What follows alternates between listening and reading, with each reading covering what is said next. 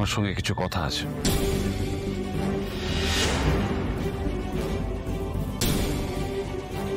কি হলো, দাঁড়িয়ে পড়লে?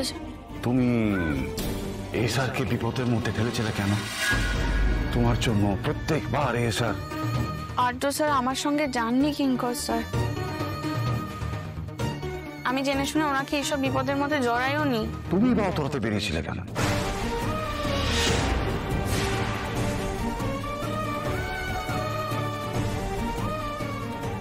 কি হয়েছে গো কিঙ্কর, তুমি আবার দাঁড়িয়ে পড়লে? ওর সাথে কি কথা বলছো? তুমি প্লিজ গিয়ে বলো যে আমরা সবাই চেক আউট করবো। হ্যাঁ সেটা বলছি, কিন্তু তুমি ওর সাথে। যেটা বলছি সেটা করো প্লিজ।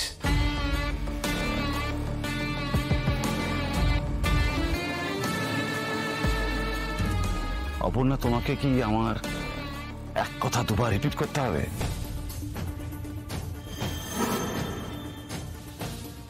এরকম একটা অজানা জায়গা, এত রাতে তুমি বেরিয়েছিলে, অনেক রকমের বিপদ হতে পারত।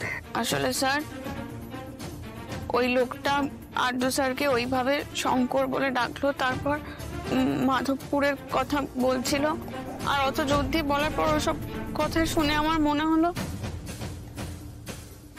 সেসব শুনে তুমি গোয়েন্দাগিরি করতে বেরিয়ে গেলে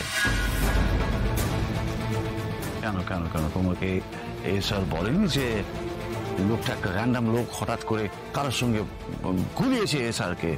তোমাকে নিশ্চয়ই বলেছে তো এসআর? বলেছিল।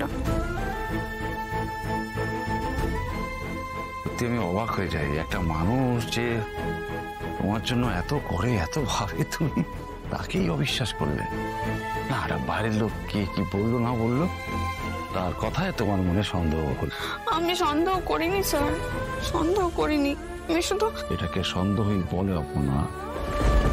আর এই সন্দেহটা তোমার কেন হয়েছে, কার জন্য হয়েছে, সেটাও আমি জানি।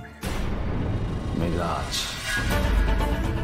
মেঘরাজ তোমার মনের মধ্যে বিষ ঢুকিয়েছে।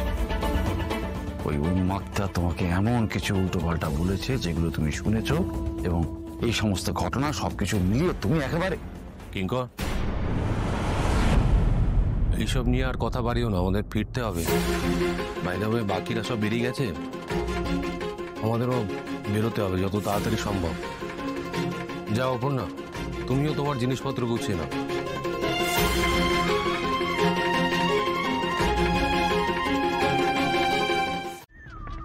সকাল থেকে ওয়েট করছিল তোমার সঙ্গে দেখা করে ক্ষমা চাইবে বলে। হ্যাঁ স্যার, বড় অন্যায় করে ফেলেছি।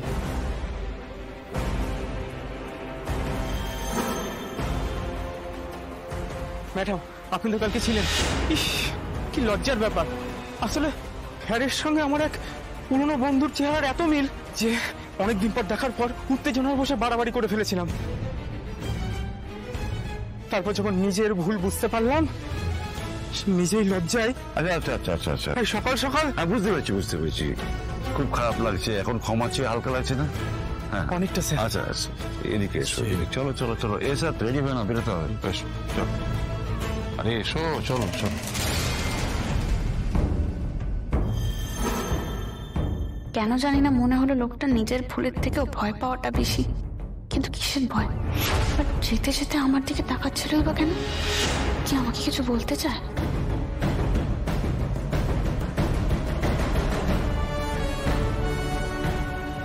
অপর্ণা, চলো যাওয়া যাক। Sorry sir, very sorry. আমি টাকা আমার লাগবে না, আমার কিচ্ছু লাগবে না।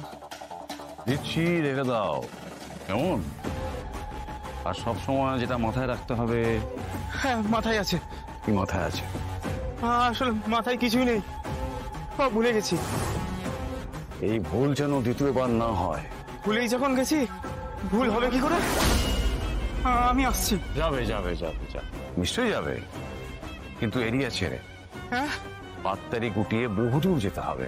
আমি এখান থেকে কোথায় যাব? এই টাকাটা কি আমি তোকে ফুর্তি করতে দিয়েছি? হ্যাঁ, কিন্তু আমি যা করেছি তাতে তোর বেঁচে থাকার কথা নয়, কিন্তু যখন এখন বেঁচেই আছিস, নতুন করে জীবন শুরু কর। তোর ভালোর জন্য বলছি। এরপর কিছু হলে আমি কিন্তু কোনো দায়িত্ব না, কেমন?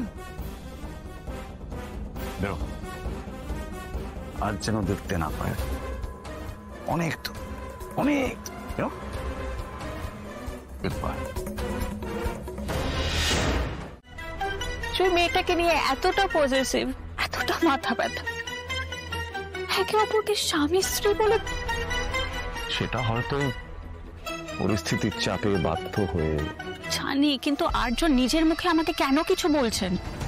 এই সমস্ত প্রশ্নের উত্তর তো আমার কাছেও নেই মীরা ম্যাডাম। তবে এটা বুঝতে পারছি যে আমাদের রেসার আর আগের রেসার নেই। ওর মনের ভেতরটা পুরো ওলট পালট হয়ে গেছে, সেটা বুঝতে পারছি আমি। আর সেটা যে অপর্ণার জন্য হয়েছে সেটাও তুমি কিন্তু জানো। জানি, কিন্তু মানি না। কিন্তু এটাই সত্যি মীরা ম্যাডাম, এটাই সত্যি। আর্য সিংহ রয় আর অপর্ণা একে অপরকে ভালোবাসে।